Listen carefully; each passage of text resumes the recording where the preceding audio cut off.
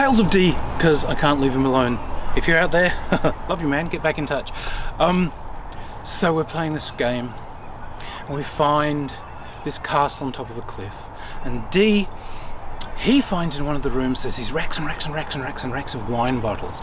The umpire's trying to make something here, so they're all covered with dust, he says, but there's some, he thinks I might give the party some more expensive ones. That'll be part of their kind of reward. They could resell these. So he says, you find there is one small rack of these bottles, and they've all got like a little seal around them. It's a piece of string, and it's got a little lead seal that's just a disc with a pair of wings inscribed on it.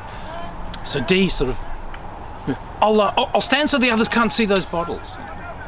Okay. Well, they're searching. They're looking to see if there's any secret doors behind. Okay. Well, when no one's watching, okay, I'm going to grab one of these bottles and I'm going to run outside. Okay.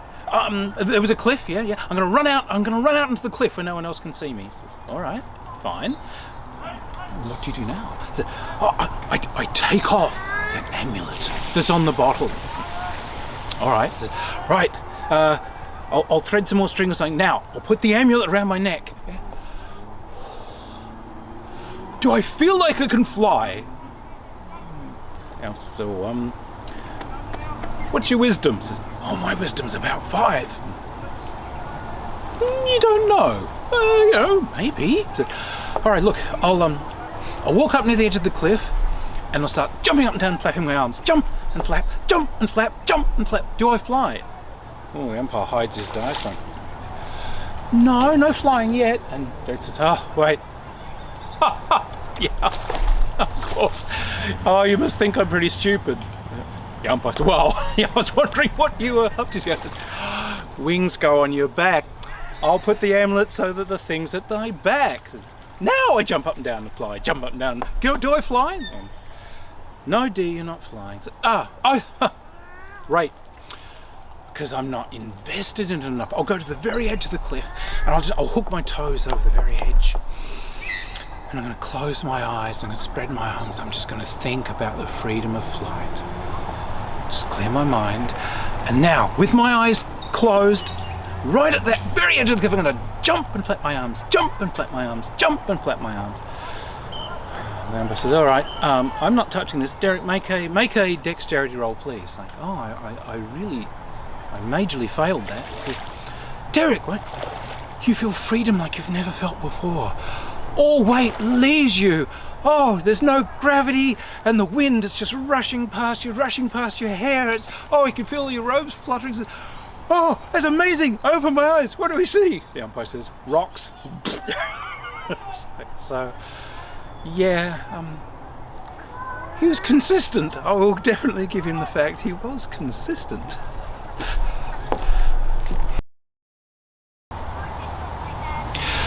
So we're going to look at games that spring off from original Dungeons & Dragons and the basic and expert set.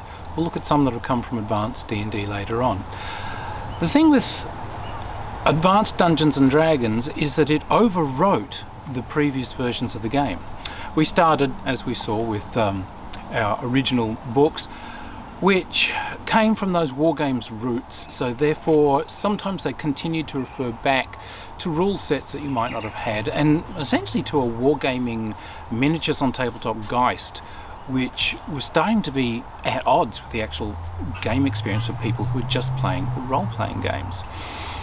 The next thing, of course, that happened was that a basic set by a gentleman called Holmes came out, and that's where many of us first started playing. And it was quite clear, it was a nice set of rules, but it only took your characters to the first few levels. An expert set then came out which brought the characters onwards a few levels. Meanwhile, Gygax had been working on Advanced Dungeons & Dragons, and Advanced Dungeons & Dragons completely overwrit and annulled Basic and Expert. And it's a shame because we actually lost some things. So we were looking at a game called Delving Deeper. Ding. So Delving Deeper, it's a wonderful buy. You can find it on drivethrurpg.com. This is a clarification of original Brown Book D&D that we were looking at. It's distilled it down into one one little volume. You can see it's actually got everything you need. We'll go through that. Why get it? Well, the original books are out there, and if you don't mind paying the price of a small second-hand car, they can be yours. They are also now out on Drive-Thru RPG. Delving deeper, however, it clarifies, it removes that layer of reference to the chainmail rules. It also brings in some of the tropes that we were used to from Advanced Dungeons and Dragons that we came to love. They became part of that gaming experience. So some of the monsters and so on that did appear later. It also brings in some additional classes that appeared in the original supplements to the game, Greyhawk and Blackmore and so on. So we've got thieves and so forth as a class. It's very good in that we do have our races, elves, dwarves, halflings, and they're not played as racial classes. They are races that can play other classes, but each gets its own special bonuses and penalties. So it's way more open than original Dungeons and Dragons. A thing I quite like, I missed in original Dungeons and Dragons, I mean, we all grew up on Tolkien, and in original Dungeons and Dragons, yeah, there's a Balrog as a creature. This disappeared for copyright reasons. Delving Deeper has preserved it. It's a Gothmog. Well done, team. Now, original Dungeons and Dragons also, yes, it did leap off from largely Tolkien, but what it also had as influences were adventure fiction like John Carter of Mars. Barsoom and so on does appear quite strongly in those early games. So, again, Delving Deep has preserved that. You've got creatures in it like androids and so on. It encourages you to play this in whatever adventure setting that you wish, whatever turns you on. If you wanted to play extraterrestrial worlds or post-apocalypse worlds, those kind of tools were in here. Like original Dungeons and Dragons, damage is done on a d6 roll. House roll, that was pretty standard, thank you, is large weapons, usually you roll twice and take the best. Small weapons, roll twice and take the worst. All that is there. Why purchase it? I think it's a wonderful game. It's small, it fits in your bag, and it's everything you need. They have rules for aerial adventures, they have rules for sea adventures, they have random encounter charts for wilderness and for underground, they've got random charts for creating dungeons, they've got rules for founding your own little kingdoms, for hiring your hirelings, for adventuring in towns. They've got it all, and all in this one small package, not burdened down by those very heavy rules that ended up as Advanced Dungeons and Dragons. You're not constantly roaming through things. Lots of things are still left to the umpire's imagination or just outlined. Just figure it out for yourself. I think it's a wonderful buy, and if you want to see what original D&D was like, this. Buy this, play this. Wonderful, crisp, swift, easy to navigate, wonderful buy. Ding. So, a wonderful game that's just come out recently, Blueholme. Love the cover. The cover is, in fact, evocative of the original cover for the blue box basic Dungeons and Dragons, and that's what this is. Had basic and expert D&D not been overwritten and jumped onward by Advanced Dungeons and Dragons, it could have been a different game, and that's what Blueholme is. Like original Dungeons and Dragons and like the original basic set, it's got damage is rolled on a d6, as we've just said, but the freedom in these rules is lovely. We're not locked into Gygax's concept of race and role and what you can and can't be, and you must have a world that has these fancy tropes and elves and dwarves and hobbits and these guys hate these guys and these people are automatically evil and you will kill them on sight. It's actually a freer world. It was always there. It's just that with Advanced Dungeons and Dragons, people forgot. Blueholme's bringing that back. One of the things I love is you've got all kinds of different races that you can be, including things like Frents, which is the insect creatures from Argent Grimoire, used by permission. But they're very clear. Any intelligent creature can be used as a player character. If you want to play a dragon, you play a dragon. A baby dragon is surprisingly equivalent to a first level character. It's got about 8 hit points, it's got some armor, it can do some damage. You know, you can have adventurous little dragons. If you wanted to play a group of orcs who've decided, hey, we could get some magic stuff and we could beef up and we could stop these guys constantly beating up on our tribe, do it. It's in there. You can be a group of swarmy little kobolds. You can be you can play a centaur. Why not? They have this wonderful idea of you just negotiating with the umpire. If the character type is somewhat overpowered because of the species that you're taking, negotiate something with the umpire to bring it into fairness of play with the other characters, so no one feels that their character's been overshadowed. If you wanted to play a pixie, all right, well, you can fly and you can do some magic. You might have to do some negotiation. You're going to pay a lot more experience points to go up a level, or you're going to be vulnerable to cold iron, or you're going to have something that you've cooked up between you. But it's an investment between you all, and you've customized the world, you've made it yours, but it's so open. But it also goes on to say you can play any creature that you want. If you want to play a monster, just do it. If you want to be a big old giant spider bumbling about the forest and exploring things, and I've had the most wonderful campaigns as this. One of my most memorable was wandering around as a giant spider. But you can be, an example it actually gives is be a gelatinous cube bumbling its way down the dungeon. It's an interesting challenge to everybody. This isn't what we're normally used to thinking of as role-playing games, but this is what we should be doing. Again, these rules have everything you need. It's got all the monsters, it's got all the spells, very clear. It is bringing back basic and expert D&D to us again. They've chosen the same format. So this book, these are the journeyman rules. So that takes your characters up to the first few levels. They're doing another set that of course takes you on to high levels. You can extrapolate. If you've got any other D&D set, you can just use all of those old experience charts. That's really all you need. Again, everything you need.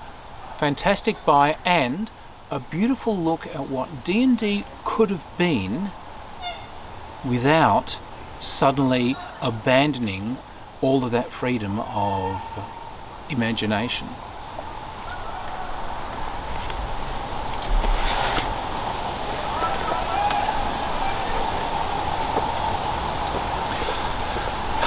Okay, one I personally love, and this really brought my hobby back to me. I'd been playing, I'd gone on to 3rd edition and so on. Goblinoid Games brought out Labyrinth Lord. This was one of the first reimagings of old school D&D. The Goblinoid guys are wonderful people. I love them to death. And they brought this out. There were initially 2 volumes. This one is advanced. It's not actually advanced D&D, it just brings in some extra bits. They're now as a combined volume. The combined volume is great, get it if you can.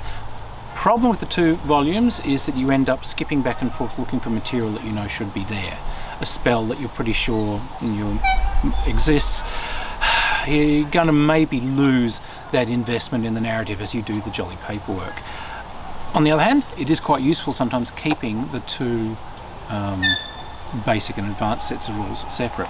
So what we're looking at in Labyrinth Lord, it is essentially, again, a blend of basic and the tropes we knew from advanced D&D.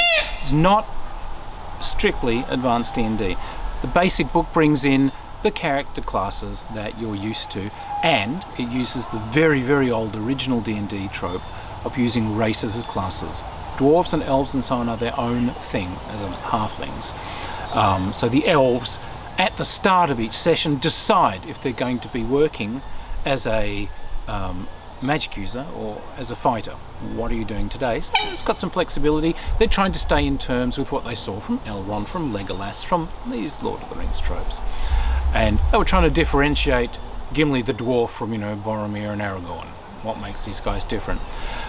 The advanced book that brings in character classes that we were used to from the basic set and later on advanced D&D. So it's got your thieves and your druids and these sorts of things.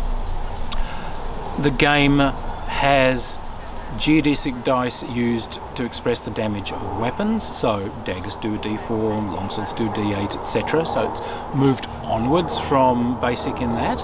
It's got all the spells that you used to love. It's got all of the mechanics that we all know and love. It's got our good old Thaco, which is always so easy to use. The lowest armor class is armor class 9. For some reason I love that. I guess that's just because where I started. Why buy this? Well, it is a really nice look again at original Dungeons and Dragons as it was. This is D&D as we were playing it when City State of the Invincible Overlord came out, when Tegel Manor came out, when all of these wonderful old original adventures came out. It's very simple, it's very unburdened with all of these extra rules that appeared once the advanced D&D DM's Guide came out. D&D began to become rules heavy and again began to merge, sometimes on ruining that immersion as you began to get lost within charts and tables and yet more sub-rules and yet more things to learn. The problem with Labyrinth Lord and with many of these games is that they're not a unified system like a modern game. There's a d20 roll to hit, alright, but if I'm turning undead as a cleric, it's not a d20 roll. For some reason it's got its own system, usually a 2d6 roll from the original game. That's nice. I'm a thief, alright, I want to do thiefy things. Now I'm on a percentage roll, so there's a different thing for everything. It's a pain. This is why I like the later editions. This is why that game design thing is important. I feel that clarity and that speed of use makes a better game. We'll look at some games later that actually did this and brought these things together. However, they're not too burdensome to learn. They work very well. The thing I love in Labyrinth Lord, in Blueholme, in Delving Deeper, is that you are not as locked into class and strictures as you are in advanced D&D and in later versions. Every single character class can look for traps. Every single character class can spot pit traps. They can all attempt to pick open locks. They can all listen at doors. No one is shut off from anything. It was a game of do it. That was its whole concept. No one's locked out. As people brought in more and more options to make those character options stand out, they just denied activity to many others. If you're a thief, you have a slightly increased chance of spotting traps and so on, so they are useful to have in a party. But a party doesn't need one. You can adventure without one, because, face it, they did. In all the literature that these books sprung from, that's what happened. So you can be a solo character as well, very much designed for solo play. And that was how I initially played. My first game, I was in fact just a little warrior guy, pretty much acting as a thief, and I was just exploring these caves. The wonder of that stays with me forever. And that's what these games do so well. That wonder of creeping slowly forward in your slightly dented plate mail, peering over the edge of your shield at the edge of your torchlight and wondering what that is that you can just see at the edge of the light, just somewhere down that corridor. That kind of interest, that kind of engagement, I feel is so much more important than escalating powers and an escalating stream of things that you can do and the rest of the party can't. These rules engage really well. They're a wonderful look at what the game could have been, and they are living game systems. People are writing adventures for these things all the time. Any adventure written for any old school rule system can be used by any of these old school system rules. There are many others. There are swords and wizardry, there's astonishing swords and swordsmen of sorcerers of Hyperborea, fantastic wizards and warriors, dozens of these different sets, each bringing their own thing. Really worthwhile sifting through them and bringing out the things you want and preserving things you want and just using them in your general game. What I love about some of these things is they've taken out some things that were absolute nonsense in traditional D&D. So you got some things where there were some monsters like goblins. Its hit dice is 1d8 -1, so your goblins can start off dead. These guys, who are like us, you know, sensible human beings, decided, look, a kobold's a d4. If the next stage up is somewhere between that and an orc, which is d8, let's give it a d6 hit points. So these little smooth things that just help the game run more sensibly. And of course we got rid of wonderful old tropes like, oh, you can fill a wineskin full of wine and sell the wine and the wineskin separately at an immense profit. You know, these sorts of little things have gone. But these are great games, they're living games, there are hundreds of things run from them, and what's nicest is that any of the old classic adventures run with them. Your hobby's back. So I run classical Tegel Manor, City State of the Invincible Overlord, Thieves of the Fortress Badabaskor, all of these sorts of things. They're there again, and they're there to play without needing to convert anything. These are all available on DriveThruRPG.com. Go and give them a look, go and give them a try, and I think it's really worthwhile, and these games make just wonderful playing. But a little thing that we started, just showing you how gullible people are, was dice snitching. So we just told people that if you take your dice, put the lowest number on it and tap the top of other people's dice, you'll steal all the good numbers out of their dice, because obviously positive will flow to negative, and these guys will lose all the good numbers. We now have people running around stopping people from touching their table and their dice because you might steal the numbers. So I love these people. These are my people.